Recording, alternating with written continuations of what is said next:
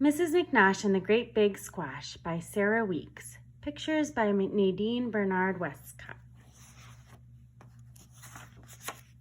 Mrs. McNosh and the Great Big Squash. The first day of spring, Mrs. Nellie McNosh went out to her garden and planted a squash.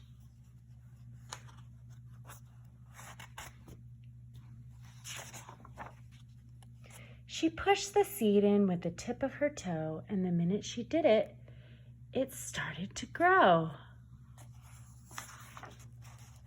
At first, it was round and as big as a head.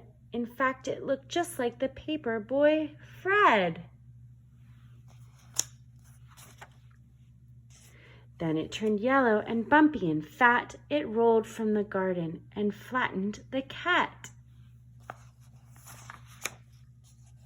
It knocked over trash cans and ran over toes. It twisted the sprinkler and plugged up the hose.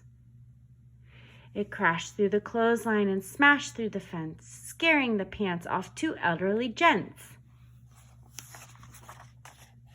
Poor Nellie was worried. She said, "Oh my gosh, there's got to be some way to slow down this squash." She slapped it and scolded it, pinched it and kicked it.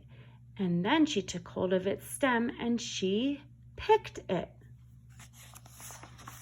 Now what did I do? Wondered Mrs. McNosh. I've got to find something to do with this squash. There isn't a place in the world it will fit. It's as big as a house. Wait, said Nellie. That's it.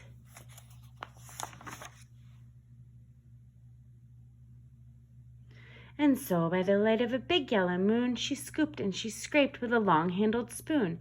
And when the sun rose, where was Mrs. McNosh? Curled up sound asleep.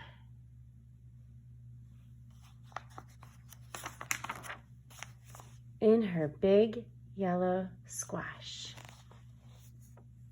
The end. I hope you liked Mrs. McNosh and the Great Big Squash.